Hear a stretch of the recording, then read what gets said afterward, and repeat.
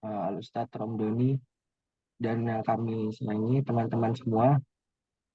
Pada kali ini kami dari kelompok 2 akan mempresentasikan hasil diskusi kami mengenai mata kuliah Tarikh Adab Arabi tentang periodisasi sastra Arab. Jadi next. Untuk anggota kelompok kami ada 5 orang. Yang pertama ada Alwia, kemudian ada Alia Zahra, kemudian ada Iva Sabita, kemudian ada saya sendiri, dan ada Rohma Qanitatul Farid. Jadi next. Untuk materi yang pertama akan dijelaskan oleh rekan saya yaitu Konita. Kepada beliau saya persilahkan. Ya, terima kasih kepada Adam. Selanjutnya saya akan menjelaskan tentang periodisasi sastra Arab. Nah, sebelumnya nih, ada nggak sih di antara teman-teman yang pernah bertanya-tanya gitu, berdasarkan apa sih periode sastra ini diklasifikasikan gitu? Apakah berdasarkan keadaan sosial budayanya kah, atau berdasarkan adat istiadatnya kah, atau mungkin norma-norma sosialnya kah? Itu benar. Cuma di sini pada umumnya periodisasi sastra ini dibagi sesuai dengan perubahan sosial atau politik di suatu negara. Maka dari itu, sastra dianggap sangat bergantung gitu pada revolusi sosial atau politik sebuah negara. Nah, karena periode sastra ini dibagi sesuai perubahan politik dan sosial suatu negara, maka nggak bisa tuh kita asal ngebagiin kalau kapan nih waktu mulai periode atau berakhirnya. Jadi nggak bisa asal. Jadi karena sesuai dengan perubahan politik, jadi kita harus ikutin sesuai perubahan politiknya. Bisa di next. Ya, kemudian periode sastra ini dibagi menjadi 5 bagian. Yang pertama ada periode periode Jahiliyah, periode permulaan Islam, dan periode dinasti Abbasiyah, periode Turki Utsmani, sama periode modern. Yang pertama, saya akan membahas periode Jahiliyah atau Al-Asr Al-Jahili, yaitu pada tahun 475 sampai 622 Masehi. Nah, pada masa ini, karya sastra itu dibagi menjadi 2, yaitu ada syair sama nasar. Dan karakteristik pada masa ini tuh, karakteristik karya sastra ini sederhana, karena pada masa ini tuh, karya sastranya berkisar pada masalah-masalah kesukuan dan kehidupan masyarakat yang nomaden. Jadi hanya berkisar pada zaman itu doang. Karya sastra yang terkemuka pada era ini tuh ada Mu'allaqat dan Mufaddalat. Nah, Mu'allaqat teman-teman udah sering dengar kan. Jadi Mu'allaqat itu adalah sesuatu yang digantung di dinding Ka'bah gitu, yang bertujuan untuk memberikan penghormatan kepada para penyair-penyair terbaik pada masa jahiliyah yang ditulis dengan tinta emas. Nah, sedangkan kalau Mufaddalat ini adalah kumpulan antologi puisi Arab kuno yang disusun oleh Al-Mufaddal bin Muhammad bin Ya'lah Adabi.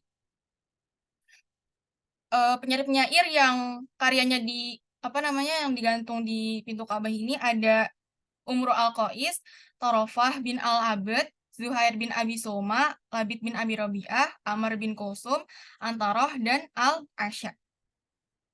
Selanjutnya pada periode permulaan Islam, yaitu pada tahun 622 sampai 750 Masehi, karya sastra pada masa ini tuh yang dikenal ada puisi, khutbah, kitabah, rosail, dan masal. Nah, masal ini adalah perumpamaan. Dan pada masa ini pula muncul tujuan baru dari puisi, yaitu ada puisi politik, syiar asyasi, puisi polemik, syiar an-naqaid, puisi cinta, syiar al-ghazal. Karakteristik pada puisi pada masa ini, karena ini baru permulaan masuknya Islam gitu. Jadi isinya tuh banyak menyuarakan nilai-nilai Islam, kayak seruan untuk masuk Islam, memuji Rasul, menjalankan ajaran Islam dengan baik, dan lain sebagainya. Kemudian penyair yang terkenal pada masa ini tuh ada Hasan bin Sabit, karya-karya Hasan ini banyak berisi tentang pujian terhadap Rasul dan membela dari hujatan penyair-penyair kafir. Yang kedua ada Ka'ab bin Zuhair yang terkenal dengan qasidahnya yang bernama Banat Su'ad. Selanjutnya ada di periode dinasti Abbasiyah yang terjadi pada tahun 750 sampai 1258 Masehi. Sastrawan terkenal yang melahirkan prosa jenius pada masa ini adalah Abu Usman Umar bin Bahar al-Jahiz dengan karyanya Al-Hayawan. Dan pada abad ke-10 Masehi muncul genre sastra yang bernama Makomat. Nah, pada masa ini itu karya puisi yang lahir lebih terbuka dan lebih bervariatif gitu dibanding masa sebelumnya. Kalau masa sebelum Bani Umayyah ini dia seputar dengan fanatik terhadap Arab dan seputar agama Islam. Sedangkan kalau di sini tuh lebih bervariasi gitu, nggak hanya di lingkup itu aja. Dan pada masa dinasti Abbasiyah ini adalah masa kejayaan ilmu-ilmu Islam yang termasuk salah satunya sastra Arab. Dan di sini kan ada yang namanya Makomat ya. Jadi Makomat ini bisa disebut juga sebagai Al-Makomat. Jadi Al-Makomat ini adalah sebuah kitab yang ditulis oleh Al-Hariri. Kitab ini menyajikan anekdot retoris sebagai cara untuk menyuarakan kritik sosial terhadap kondisi sosial yang ada. Emang ada apa sih kondisi sosial di dinasti Abbasiyah? Jadi pada masa dinasti Abbasiyah ini terjadi stratifikasi sosial gitu yang dimana terbagi menjadi dua kelompok, yaitu kelompok Islam dan kelompok non-Islam. Dan kelompok Islam ini dia mendapatkan hak istimewa gitu. Jadi dia nggak diwajibkan membayar jizyah atau pajak agar untuk menjaga keselamatannya. Sedangkan yang kelompok yang non-Islam ini diwajibkan untuk membayar jizyah agar mendapatkan jaminan keamanan dari penguasa gitu.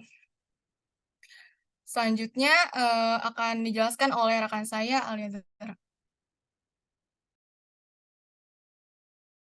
Baik, terima kasih Vanita. Kesempatannya saya akan melanjutkan penjelasan tentang periodisasi sastra Arab. Nah, selanjutnya keempat itu ada periode pemerintahan Turki Utsmani atau Al-Asr Al-Turki di tahun 1258 hingga 1798 Masehi. Nah, di tahun setelah abad kelima Hijriyah ini tuh dunia Arab itu terpecah dan diperintah oleh penguasa politik non-Arab yaitu Bani Saljuk. Nah, sejak saat itu bahasa Arab tidak lagi menjadi bahasa politik dan juga administrasi oleh pemerintahan, melainkan hanya sebagai bahasa agama gitu. Nah, sejak saat itu hingga abad ke-7 Hijriyah, bahasa Arab semakin terdesak dan hanya digunakan sebagai bahasa agama. Nah, pada saat Mesir mengalami masa kejayaannya, kehidupan bahasa Arab yang selama ini lesu akhirnya mulai bangkit kembali. Namun itu tidak berlangsung lama karena masa statis kembali terjadi ketika Mesir dikuasai oleh Turki Utsmani. Nah, di antara para penyair di masa ini itu ialah Ismail Al-Kashaf, Ibnu Ziyad, dan juga Yahya bin Hakam. Lalu selanjutnya periode modern atau Al-Asr Al-Hadits di tahun 1798 hingga sekarang. Nah, karakteristik sastra Arab pada masa ini adalah adanya pembaharuan yang diprakarsai oleh Khalil Gibran di tahun 1872 hingga 1949. Nah, Khalil Gibran ini ialah penyair kelahiran Lebanon dan juga tinggal di Mesir yang melepaskan puisi Arab dari ikatan prosodi lama atau ilmu arut dan tidak berlebih-lebihan dalam penggunaan ungkapan alegori dan juga metafora seperti yang dijumpai pada karya para penyair neoklasik seperti Ahmad Syauqi. Lalu selanjutnya ada karakteristik masyarakat, bahasa, dan juga sastra pada masa klasik.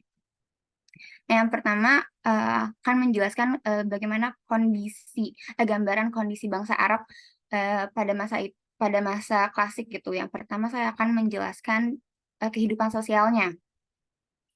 Di kehidupan sosial pada masa jahiliyah ini, bangsa Arab itu terbagi menjadi dua kelompok. Yang pertama, masyarakat Badui, yaitu yang tinggal di Gunung Sahara, dan orang-orang masyarakat Badui ini membuat rumahnya menggunakan kulit binatang seperti kulit domba. Nah, orang-orang Badui ini pekerjaannya yaitu mengembala dan juga berburu burung serta binatang darat lainnya. Nah, masyarakat lainnya yaitu masyarakat Hudar. Nah, masyarakat Hudar ini tinggalnya tuh di pedesaan atau juga perkotaan. Nah, masyarakat desa itu membuat rumahnya dari batu, masyarakat kota itu membuat rumahnya dari batu, sedangkan masyarakat desa itu membuat rumahnya dari tanah gitu. Nah, orang-orang perkotaan ini pekerjaannya itu di bidang perdagangan dan juga perindustrian, sedangkan orang-orang pedesaan pekerjaan utamanya yaitu bercocok tanam. Nah, orang Arab pada zaman jahiliyah ini memiliki sifat yang terpuji tentunya. Yang pertama itu seperti menjaga tetangga, menepati janji, melindungi orang yang lemah, dan lain sebagainya. Tetapi di samping itu mereka juga memiliki sifat yang tercela, seperti gemar meminum arak, bermain judi, mengubur anak perempuan mereka hidup-hidup gitu, karena takut miskin dan juga takut aib dan lain sebagainya. Nah, untuk penjelasan gambaran kehidupan bangsa Arab selanjutnya akan dijelaskan oleh rekan saya Alwiyah. Ya, terima kasih untuk Alia Zahra. Selanjutnya ada kehidupan politik pada masa jahiliyah atau masa klasik. Pada masa tersebut, orang-orang Badui terdiri dari beberapa suku. Tiap-tiap suku tersebut dipimpin oleh seorang kepala suku yang disetujui oleh setiap anggota suku. Ketua suku memimpin sukunya dalam setiap peperangan yang mereka hadapi. Ketua suku juga yang bertindak sebagai hakim yang menyelesaikan permasalahan yang mereka hadapi. Sedangkan untuk bangsa Hudor, mereka juga memiliki pemimpin yang mereka patuhi keputusannya, namun tidak seperti suku Badui yang semua urusan diserahkan kepada pemimpin atau kepala sukunya.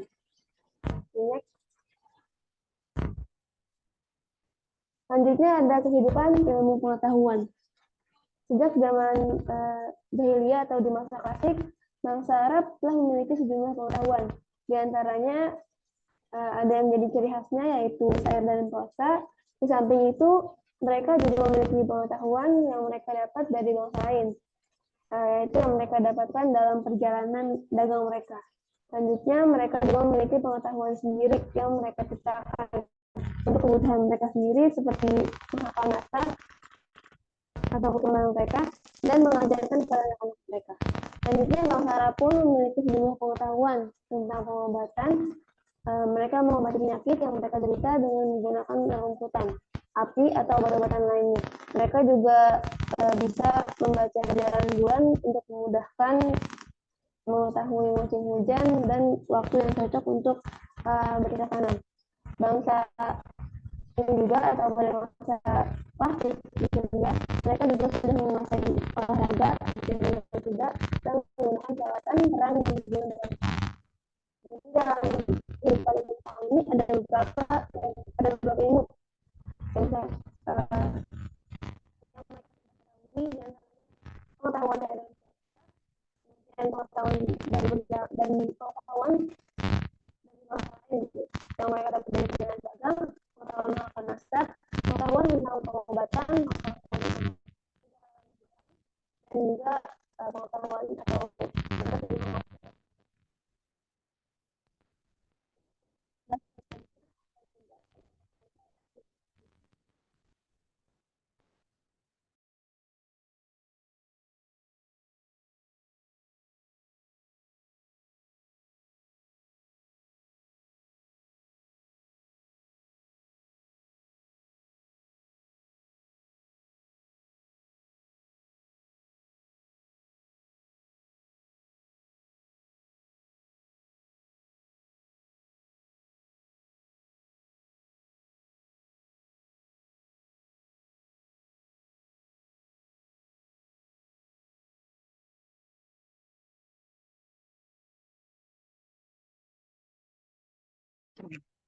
Oke, selanjutnya ada kehidupan beragama.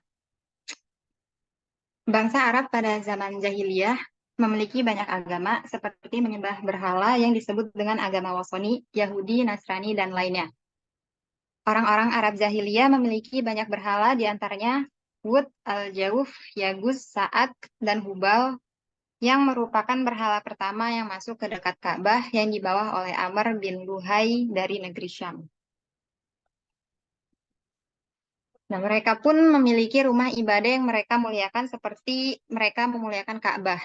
Rumah-rumah ibadah yang terkenal di Arab pada saat itu adalah Lata, Uzza, dan Manat. Kemudian agama Yahudi dan Nasrani pun menjadi agama sejumlah suku di Arab zaman jahiliyah, seperti Bani Nadir dan Bani Quraizah. Ada juga orang-orang yang menyembah bintang yang disebut dengan Sobi'ah, meskipun jumlah mereka ini tergolong sedikit. Akan tetapi, masih tersisa orang-orang yang menganut agama yang diajarkan oleh Nabi Ibrahim, seperti yang disebutkan oleh Ibnu Hashim, bahwa ada 4 orang laki-laki bangsa Quraisy yang bersumpah meninggalkan berhala. Mereka adalah Warokoh bin Naufal bin Asad bin Abdul Uzza, Ubaidillah bin Jahsy bin Ri'ab, Utsman bin Huwairis bin Asad bin Abdul Uzza, dan Zaid bin Amr bin Naufal bin Abdul Uzza. Boleh di next. Kemudian ada kondisi bahasa dan sastra Arab pada masa jahiliyah. Nah, bahasa Arab adalah salah satu rumpun bahasa Semit yang masih ada sampai sekarang. Secara lengkap, rumpun bahasa Semit adalah sebagai berikut. Yang pertama itu ada bahasa Babilonia dan Asyuria. Bahasa ini ada sejak tahun 300 sampai 500 sebelum Masehi. Kemudian ada bahasa Ibrani.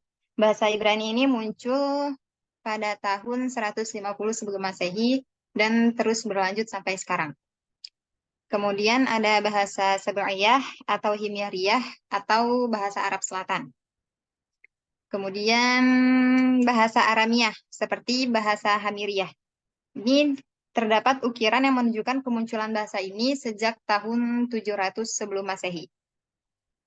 Kemudian ada bahasa Finiki, ada sejak abad ke-7 sebelum Masehi. Kemudian bahasa Habasyah ada sejak 350 Masehi. Dan yang terakhir ada bahasa Arab Adnaniyah, yaitu bahasa Arab yang digunakan dalam syair dan prosa pada masa jahiliyah. Bahasa ini juga digunakan dalam Al-Qur'anul Karim, dan bahasa ini hanya berkisar 100 tahun sebelum Nabi SAW dibangkitkan menjadi Rasul. Selanjutnya akan dijelaskan oleh rekan saya, Adam.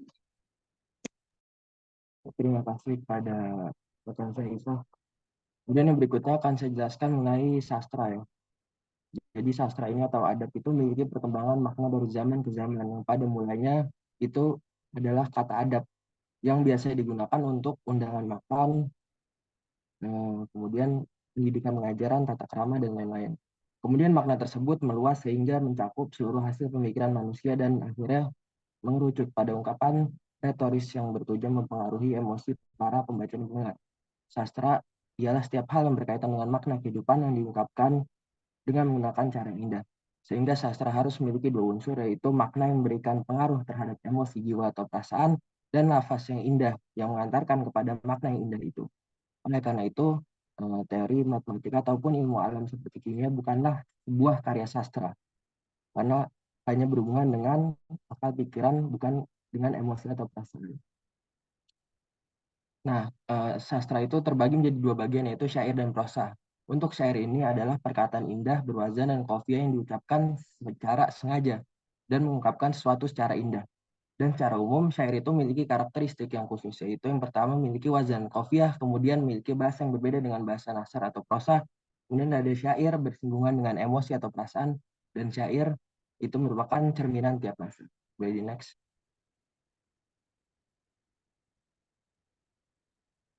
Kemudian prosa ini adalah karya sastra yang berbentuk cerita yang disampaikan menggunakan narasi. Dan ciri utama itu dari prosa biasanya menggunakan kata-kata yang tidak memperhatikan pola irama ataupun sajak. Para ahli ilmu arut mendefinisikan sebuah syair sebagai perkataan yang berwazan dan berqafiyah. Kemudian di sini disimpulkan sastra adalah setiap hal yang berkaitan dengan makna kehidupan yang diungkapkan dengan menggunakan cara yang indah. Sehingga sastra harus memiliki dua unsur, yaitu makna yang memberikan pengaruh terhadap emosi dan nafas yang indah mengantarkan pada makna yang indah. Jadi next. Nah, untuk kesimpulan dari presentasi kami, yaitu pada masa jahiliyah sebelum Nabi Muhammad diangkat menjadi Rasul, dan pada masa ini masyarakat Arab itu terbagi menjadi Badawi, pengembala, dan Hudar, penduduk perkotaan, dengan profesi sesuai lingkungan tempat tinggal mereka. Pengetahuan pada masa jahiliyah mencakup syair, prosa, pengetahuan perdagangan, pengobatan, perburuan, pertanian, dan hewan.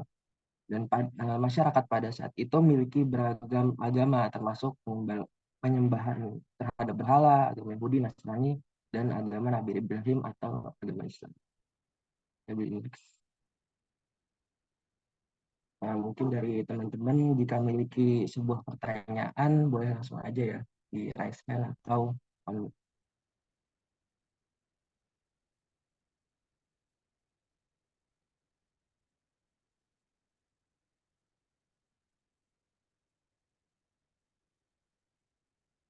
oke, kepada Diana dipersilakan untuk bertanya. Suara kedengeran nggak? Iya, terdengar. Oke. Nah, terima kasih sebelumnya. Saya mau nanya, pada periode dinasti Abbasiyah tadi kan ada makomat ya, atau kayak anekdotnya Abbasiyah. Dari kelompok kalian, bisa nggak ngasih contoh yang kelompok kalian ketahui? Jelas nggak? Maaf tadi contoh dari makomat itu di Abbasiyah ya. Iya, anekdotnya. Nah, terima kasih. Oke, baik. Kepada Rizka Putra Tarik, silakan untuk mengajukan pertanyaannya. Tes. Suara Ana terdengar jelas nggak? Iya, terdengar. Oke, bismillah. Ana sebelumnya dari kelompok 3 izin bertanya. Tadi disebutkan ya, bahasa Arab itu salah satu rumpun bahasa Semit gitu. Yang saya tanyakan, menurut kelompok kalian, apa sih tuh bahasa Semit? Terus kenapa di bahasa Arab itu yang tadi tuh dibagi-bagi gitu? Dibagi-bagi bahasanya, ada bahasa Babilonia, bahasa Ibrani, bahasa Sabaiyah. Itu kenapa dibagi-bagi bahasanya? Ada banyak pembagian bahasa. Itu aja pertanyaan dari Ana. Syukran. Boleh dari untuk mengajukan pertanyaannya.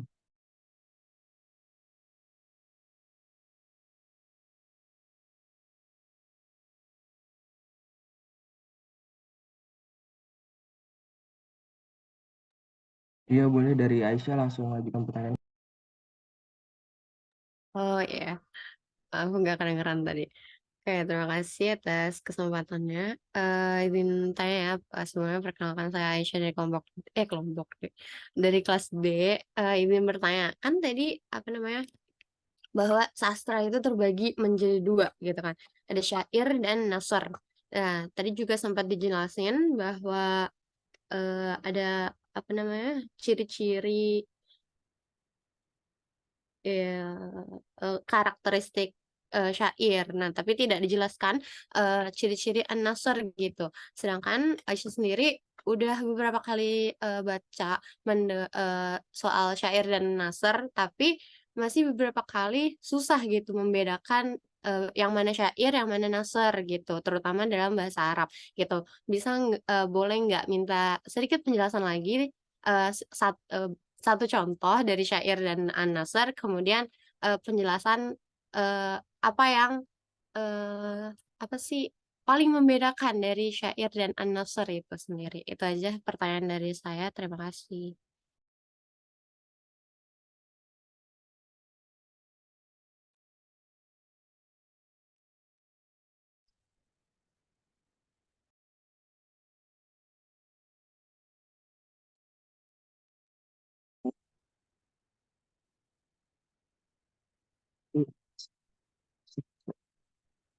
Ariza.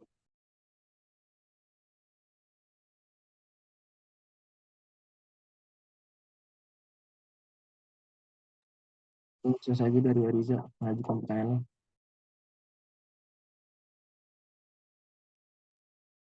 Suara saya terdengar nih. Iya, ya, terdengar. Tadi kan udah disinggung sama Torik ya tentang bahasa Semit. Kenapa? Torik kan nanya kenapa ada pembagian bahasa Babilonia, bahasa Ibrani dan sebagainya. Nah, kalau saya sendiri mau tanya, bisa nggak sih kalian tuh ngasih contoh bahasa Babilonia dan Assyria itu eh, bunyi atau logatnya itu seperti apa, bahasa Ibrani itu seperti apa yang kayak pokoknya bahasa-bahasa yang ada yang kalian sebutin tadi itu tuh perbedaannya tuh contohnya seperti apa gitu. Apakah di bunyinya ataukah di eh, arti atau mufradatnya sendiri gitu. Terima kasih. Terima kasih atas pertanyaannya, Ariza. Nah, teman-teman semua, untuk pertanyaannya nanti kami tampung dulu dan akan kami diskusikan bersama kelompok. Mohon ditunggu ya.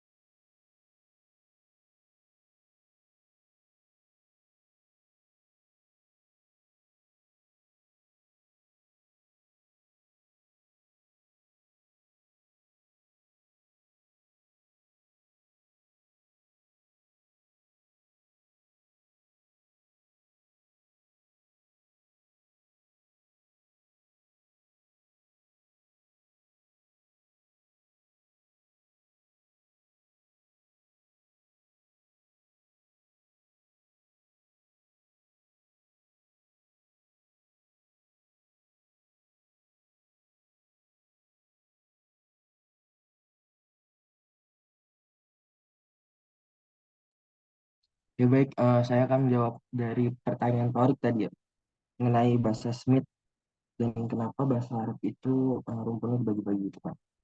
Nah, untuk bahasa Smith ini sendiri, dia itu berasal dari bahasa Latin Semita atau Sem, yang berarti salah satu dari tiga anak Nabi Lut, Nabi Nuh maksudnya. Dan bahasa Smith ini berasal dari rumpun bahasa di Afrika, yaitu di daerah Ethiopia ya. Dan ini menurut dari A. Murtonen pada tahun 1967.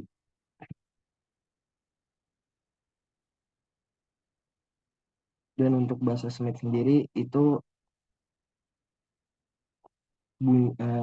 ada beberapa gambarnya gitu kan, itu ada beberapa referensi gambarnya, bisa dilihat dari Google. Dan untuk bahasa sendiri seperti misalnya dalam bahasa Arab itu kan ada rumah itu baitun ya.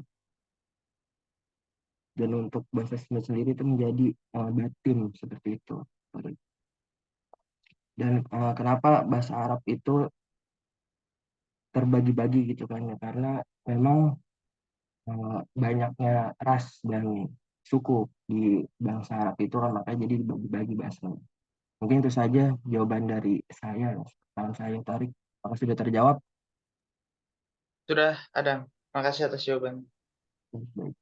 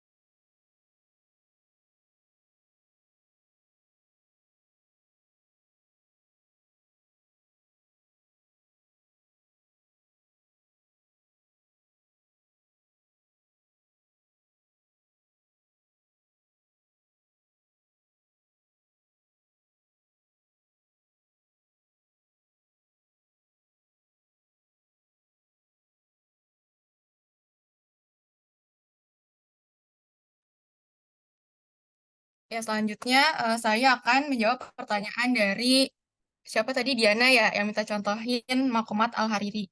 Jadi ilmunya nih ada gambar, ntar share dulu. Nah, ini contoh dari Makomat Hariri nih. Ini semua contoh-contohnya. Bisa dilihat Diana. Diana, ya ini contohnya. Apakah sudah terjawab Diana? Oh, jadi dia kayak lukisan doang ya. Biasanya kan kalau anekdot Indonesia itu kan kayak yang kepalanya besar gitu. Kalau dia berarti kayak lukisan biasa aja. Ini ada gambar-gambarnya nih kan. Ini kalau contohnya nih ada orang yang ada gerobak. Ini apa sih gerobak ya? Pokoknya ada yang duduk di atas, ada yang duduk di bawah nih yang apa kulitnya rada hitam ya. Ini kayak gini contohnya gambarnya. Kayak sindiran gitu kan masuknya. Maksudnya ya. Ya, sama-sama.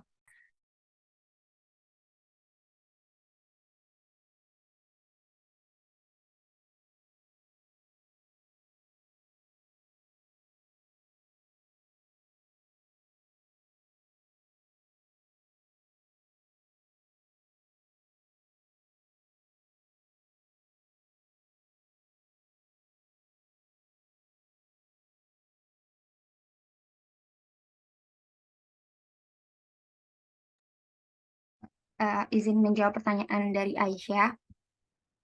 Tadi pertanyaannya jelaskan karakteristik syair dan nasr. Terus apa gitu perbedaan dari syair dan nasr ya kan, Cak? Karena sejauh yang kami tahu gitu bahwa kalau syair kan puisi gitu, kalau nasr itu prosa. Nah, prosa itu alat komunikasi gitu. Dia tidak terkait dengan wazan atau kafiyah. Wazan dan kafiyah itu kayak sajak dan juga irama gitu. Mereka nggak, kalau prosa itu nggak pakai sajak dan irama. Nah, kalau misalnya nasr itu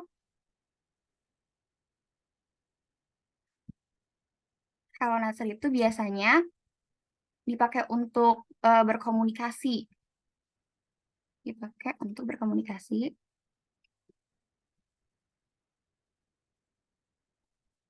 Nah, kalau nasr itu juga terbagi menjadi dua, yaitu ada yang fani, ada yang ghair fani. Nah, kalau yang ghair fani itu prosa yang dikeluarkan dari lisan mereka ketika terjadinya percakapan maupun ketika melakukan orasi gitu atau khutbah yang mereka lakukan secara spontan. Sedangkan kalau nasr fani itu prosa yang diungkapkan dengan keindahan nilai-nilai sastra yang membekas ke dalam jiwa dan juga perasaan. Nah, prosa itu terdiri dari kisah, peribahasa, atau kata-kata mutiara, sejarah, riwayat, dan juga karya ilmiah, atau tadi khutbah itu juga bisa. Sedangkan syair itu ungkapan-ungkapan yang berwazan atau berkafiyah, bersajak dan juga berirama, yang mengungkapkan imajinasi dari imajinasi yang indah dan juga bentuk-bentuk ungkapan yang mengesankan lagi mendalam bagi para pembuat puisi gitu, pembuat syair. Apakah terjawab? Ya, sudah terjawab. Oke, terima kasih Alia N kelompok 2. Ya, terima kasih juga Aisyah telah memberi pertanyaan.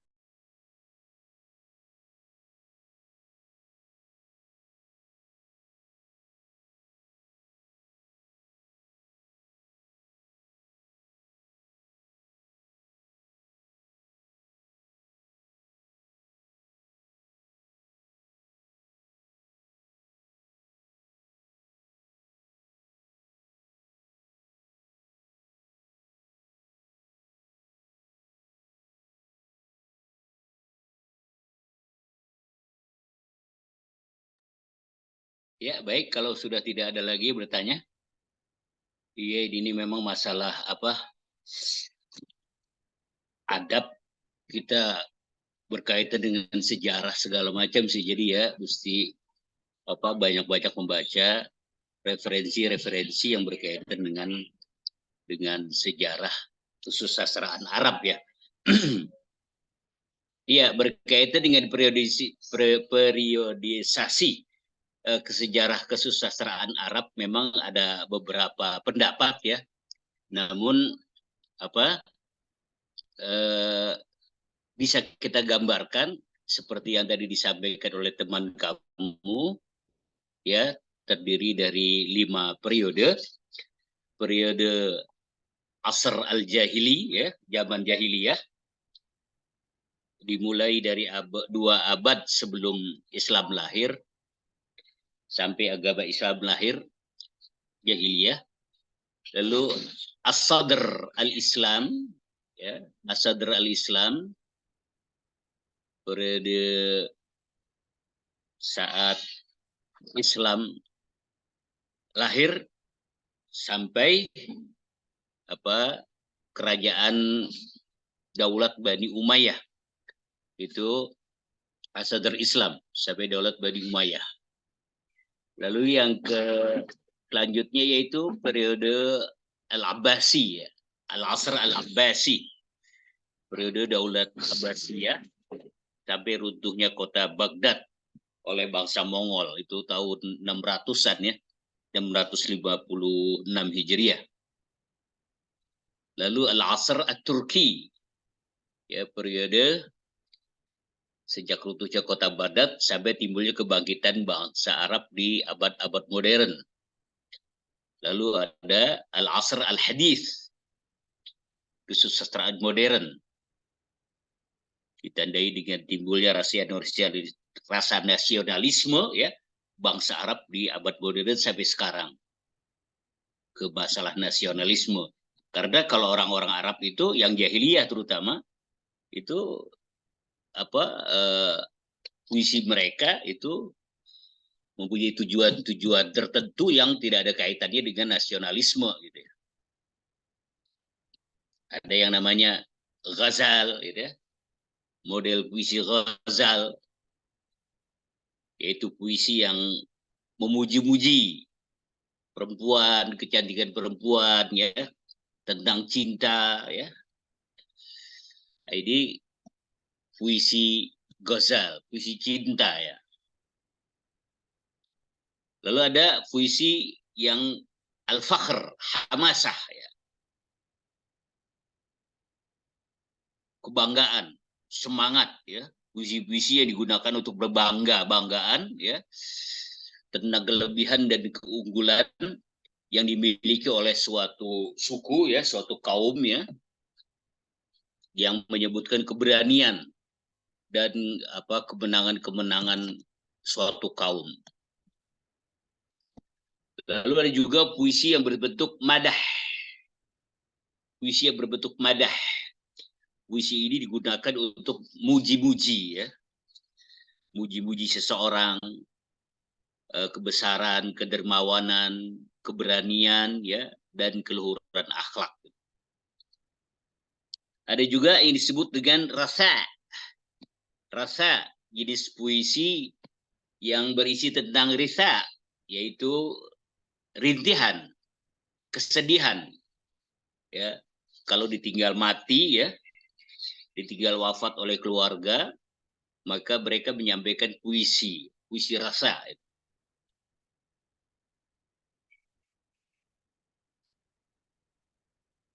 Kalau orang India nggak boleh ngeliat rumput, nyanyi gitu ya. Tapi kalau orang Arab nggak boleh ngeliat kejadian, baca puisi gitu, baca syair gitu. Ada yang namanya hija ya, untuk mengejek-ejek orang ya, mencaci musuh ya, menyebutkan keburukan-keburukan orang. Ada juga puisi jahiliyah itu yang namanya i'tidar. I'tidar yaitu untuk mengajukan uzur ya. Uzur, mohon maaf ya terhadap kesalahan-kesalahan yang mereka buat. Lalu ada juga puisi yang bersifat wasf. Wasfu. Puisi yang digunakan untuk menggambarkan suatu kejadian ya, segala hal yang menarik ya, keindahan alam.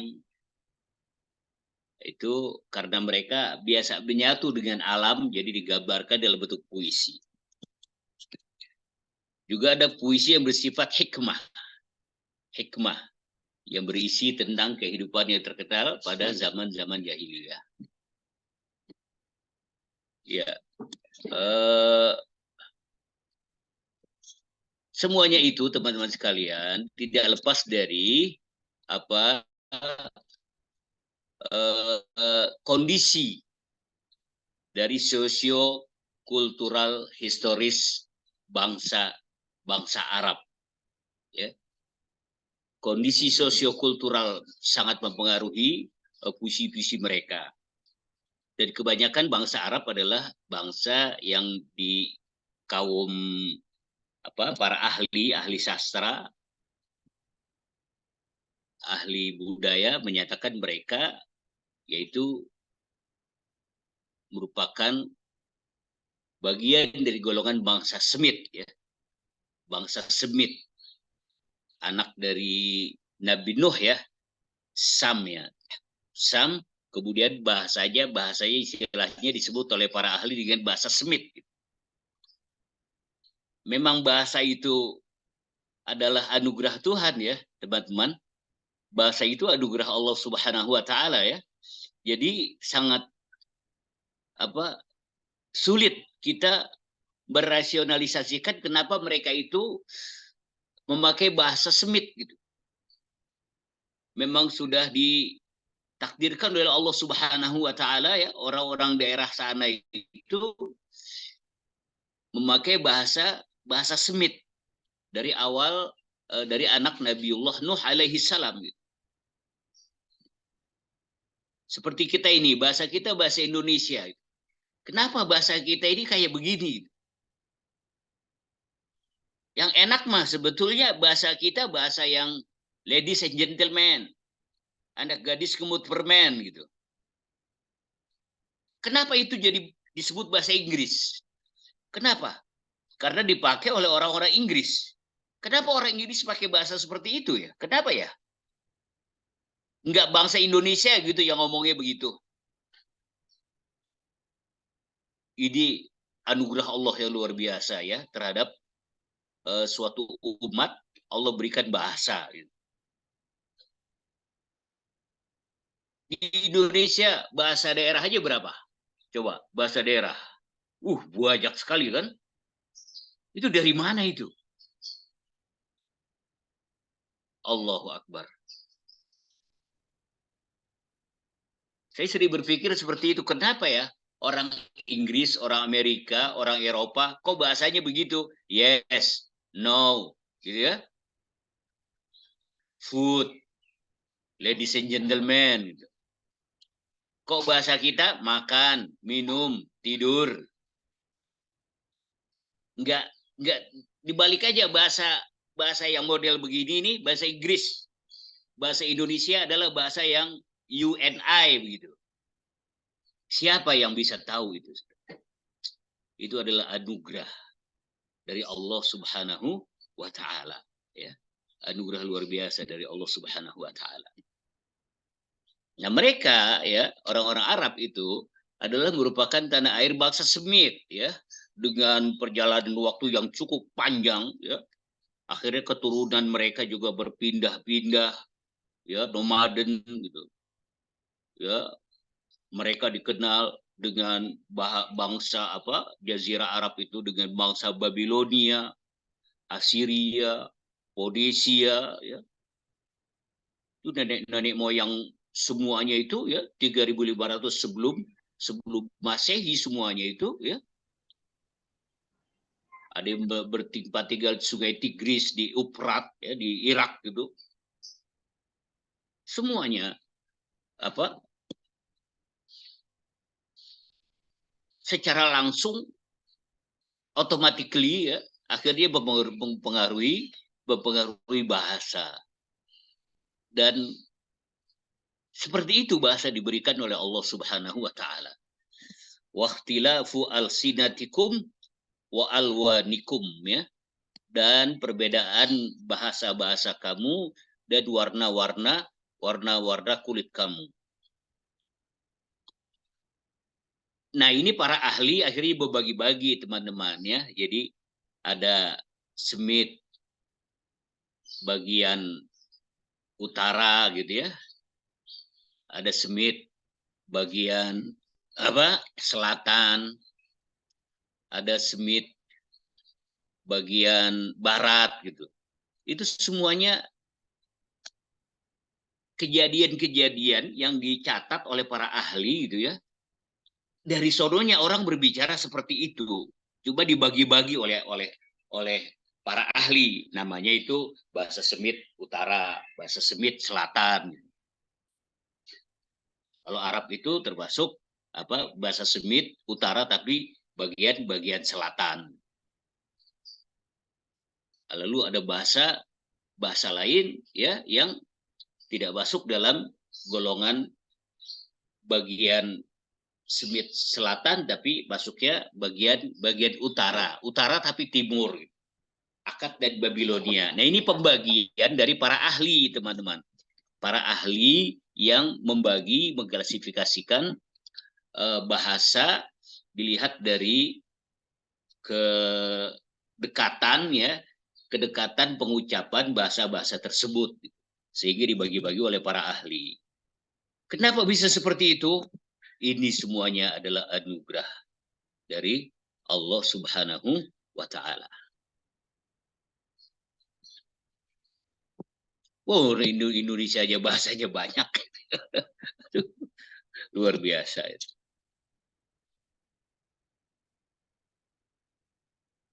Kultur-kultur sosial ya, kultur-kultur masyarakat ya, akhirnya menciptakan bahasanya sendiri.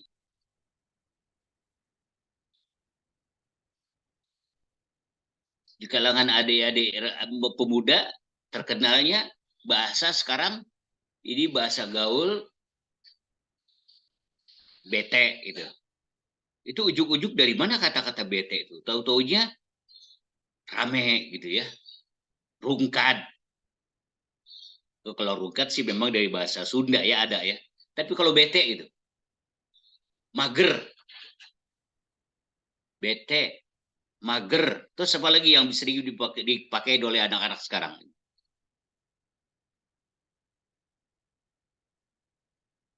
Dari mana ya? Dari mana?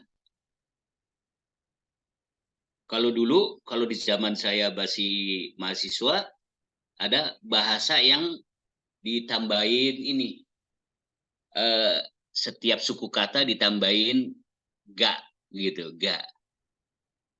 Makan, magakagan. Minum, biginugum. Tidur, tigidugur. Itu dari mana itu?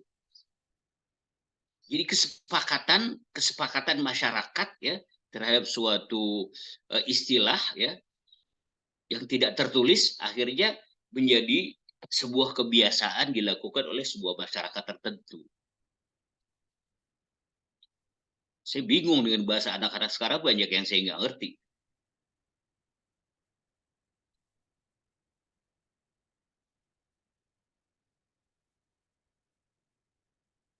Anugerah dari Allah Subhanahu wa Ta'ala.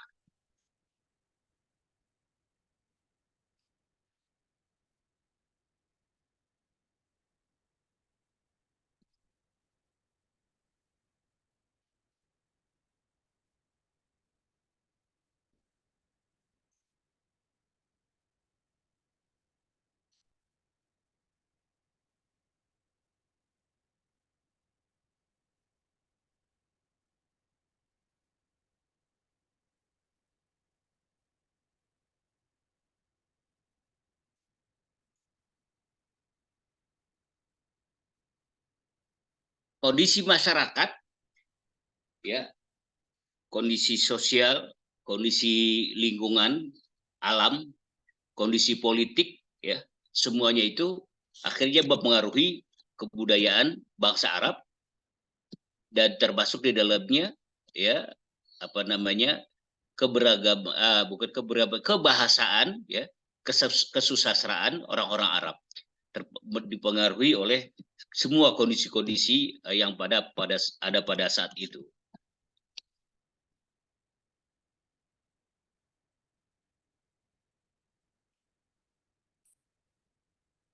Cuma luar biasanya teman-teman, mereka itu dulu kan nggak kenal baca tulis ya.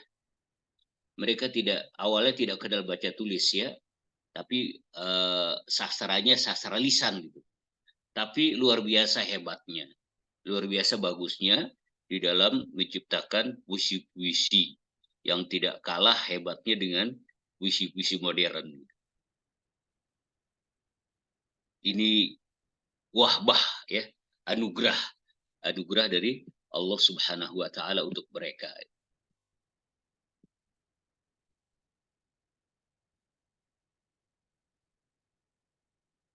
Tadi ada bertanya tentang apa lagi tadi itu, saya lupa.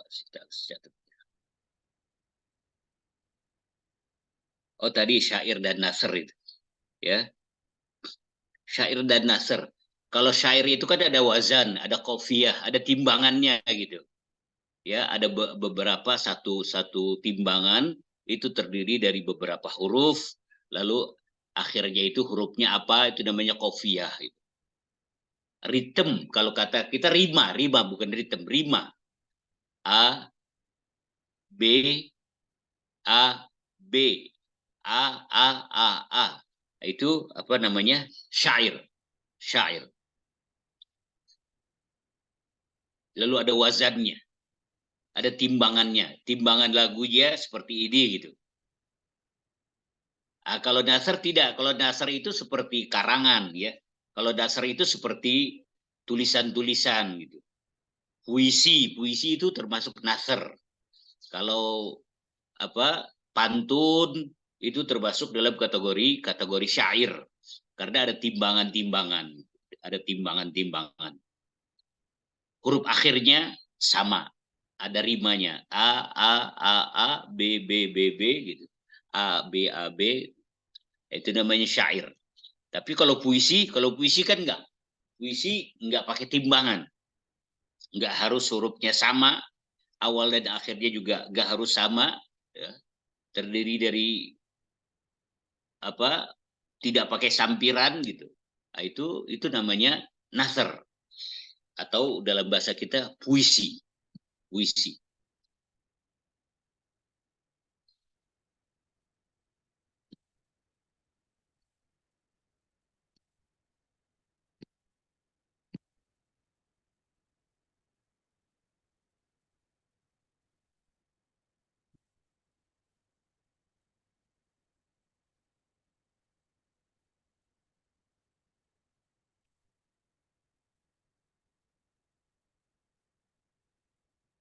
Di daerah kita di Indonesia bisa kita jumpai teman-teman yang berkaitan pengaruh ya, pengaruh agama, pengaruh lingkungan, pengaruh alam gitu terhadap bahasa seseorang itu ada.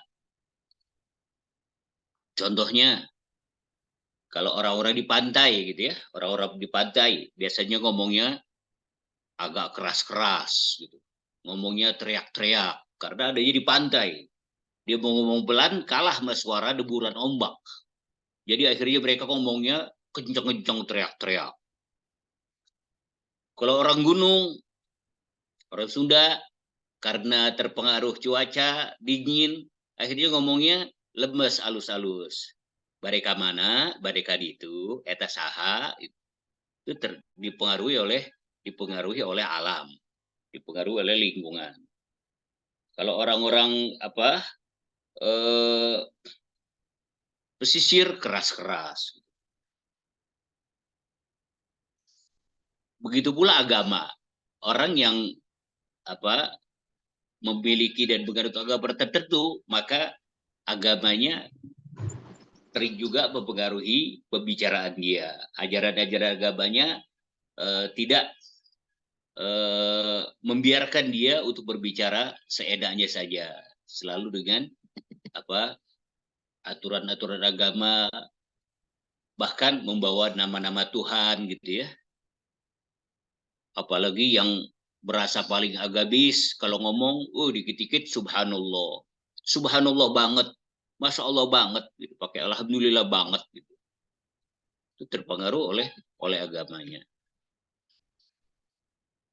Nah, kembali kepada pembicaraan kita periodisasi ini, ya, karena kita masih di asr al-jahiliyah ini kalau nggak salah ya. Jadi semuanya itu dituangkan oleh orang-orang Arab pada saat itu ya dalam bentuk sastra, dituangkan dalam bentuk adab, ya, adab al-Arabi, sastra Arab, mencintai seseorang, membenci seseorang, ya, memuji seseorang, memuji alam dan sebagainya, mereka tuangkan dalam bentuk puisi, syair-syair dan puisi-puisi Arab. Luar biasa. Keren. Apalagi nanti setelah saudara Islam, awal Islam yang puncaknya adalah Al-Quran. Meskipun Al-Quran itu bukan syair ya, tapi Al-Quran bisa mengalahkan syair. Al-Quran bukan buku sejarah, tapi Al-Quran bisa menyampaikan sejarah luar biasa hebatnya. Al-Quran bukan buku politik, tapi Al-Quran bisa mengajarkan politik. Al-Quran bukan buku ekonomi, tapi Al-Quran bisa mengajarkan ekonomi. Ya, dengan kemukjizatannya yang diberikan oleh Allah Subhanahu wa taala.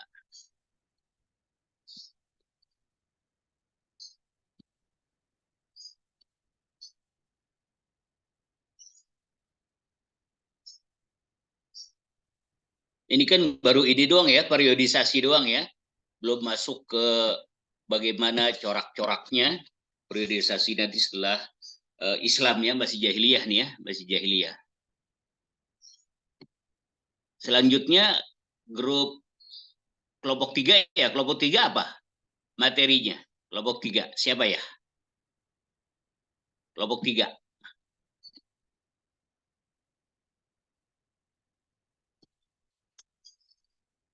Siapa kelompok 3? Izin menjawab Ustaz. Ya, Kelompok 3 itu tentang biografi para penyair serta prosa pada masa tersebut, yaitu pada masa klasik. oh iya masih klasik ya. Oh berkaitan dengan apa para penyair-penyair klasik ya nanti yang apa semacam Umrul Qais ya. Ya Zuhair bin Abi Salma, Nabi Ghazibiyani, ya Ais bin Qais, Lubaid bin Rabi'ah, Antarah dan Sadat Al-Absi ya nanti itu ya. Iya. Masih klasik ya, masih klasik ini. Ya.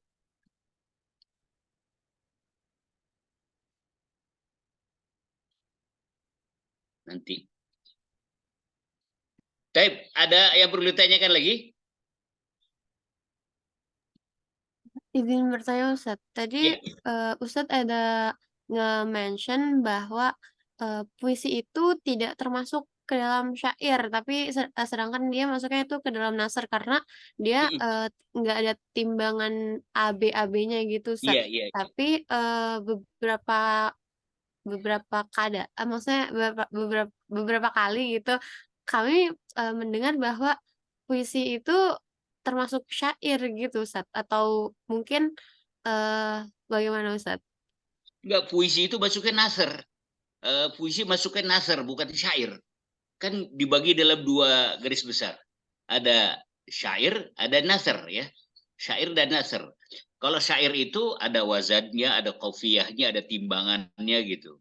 Ya, A, B, B, A, B, A, gitu ya. Rima kalau kata kita gitu kan. Dari mana datangnya cinta gitu ya. Dari sawah turun ke kali. Gitu. Dari mana datangnya cinta, dari mata turun ke kali itu kan. A, B, A, B. Nah itu kalau di kita kan pantun ya. Kalau di kita pantun itu. Istilah kita pantun. Kalau di Arab itu syair. Kalau pantun itu di Arab syair.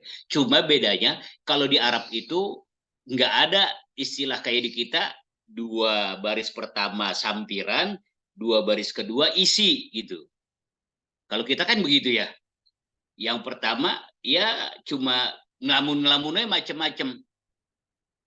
Baju kotor harus dicuci. Habis dicuci langsung dijemur. Apa kaitannya gitu? Cuman maksudnya kan di bawah nih. Baju kotor harus dicuci. Kalau sudah dicuci baru dijemur. Mudah-mudahan kalian banyak rezeki, sehat selalu dan panjang umur. Kan 2 ini nih yang menjadi apa? Masalah utama. Istilahnya isi. Kalau 2 baris pertama namanya sampiran. Kalau di kita ya, puisi.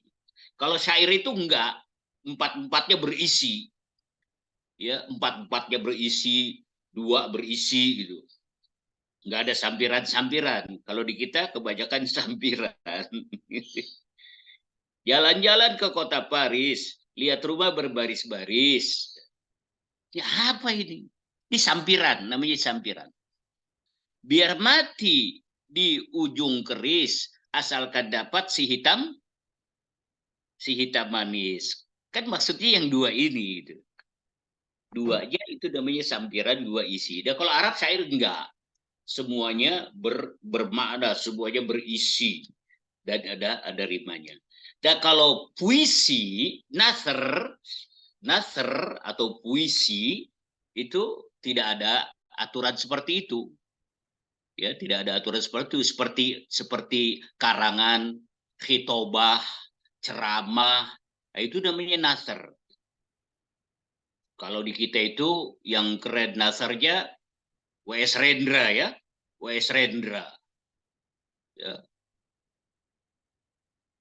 Anak muda di ujung jalan, petik gitar, jilati malam, itu gak ada aturannya semua tuh.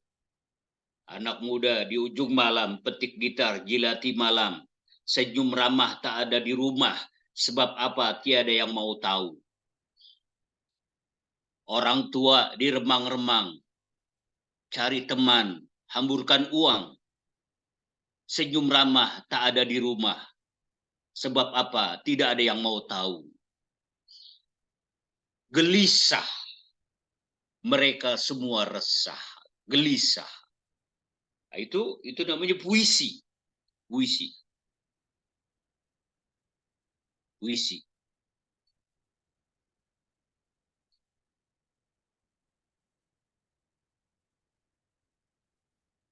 Kalau lagu kebanyakan ada timbangannya. A, B, A, B. Nah, itu kalau lagu begitu, itu namanya masuknya dalam kategori syair. Syair lagu. Tiada lagi negeri seindah persada Nusantara. A. Ya. Hutan riba menghijau tempat bersemayam burung marga satwa. A. Penduduknya gagah tampan, cantik molek tiada bandingnya. A. Terkenal manis budi bahasa dan lemah lembut perangainya. A. Itu masuknya dalam kategori syair. Kalau puisi masuknya nasr. Tidak ada aturan yang baku. Tidak ada aturan yang baku. Dan dua-duanya orang Arab jago-jago itu, hebat-hebat. Sayyidina Ali bin Abi Thalib ya pernah bicara menghindari huruf alif. Dia menghindari huruf alif dalam ceramahnya. Anda bayangin pidato tapi nggak ada huruf alifnya. Dia ambil persamaan katanya. Wah, luar biasa. Apa nasarnya? Ada lagi siapa? Ibnu Taimiyah. Ibnu Taimiyah itu gak bisa ngomong ngomong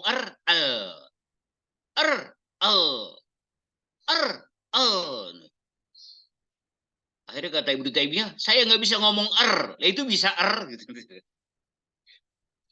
Itu dia pernah pidato, itu dalam pidatonya nggak pakai huruf sama sekali, nggak pakai huruf ro sama sekali. Gila, luar biasa, hebat bener. Itu namanya nasr. Nasr ya, tulisan, cerita, pidato, ceramah ya, yang tidak pakai aturan-aturan wazan dan aturan-aturan qafiyah. Baik, adik-adik, waktu sudah habis ya. Kelompok berikutnya, kelompok 3, mudah-mudahan lebih keren lagi. Terima kasih kepada kelompok 2 yang telah presentasi dan semua teman-teman yang ikut bergabung. Ingat ya, yang menampakkan gambar kucing, ya, monyet, buaya, itu menyinggung saya, jadi saya catat. Saya catat. Yang tidak menampakkan wajahnya. Baik, kita tutup. Subhanakallahumma. Subhanakallahumma wa bihamdika Astagfirullah. asyhadu an la Asyhadu an la ilaha ilaha illa illa anta, anta astaghfiruka wa atubu ilaik. Wa sallallahu ala sayyidina Muhammad wa ala alihi wa sahbihi wa sallam. Walhamdulillahi rabbil alamin. Allahul muwaffiq ila aqwamit thoriq. Wassalamualaikum warahmatullahi wabarakatuh. Waalaikumsalam Waalaikumsalam warahmatullahi warahmatullahi wabarakatuh. wabarakatuh. Ustaz. Bukan, Ustaz.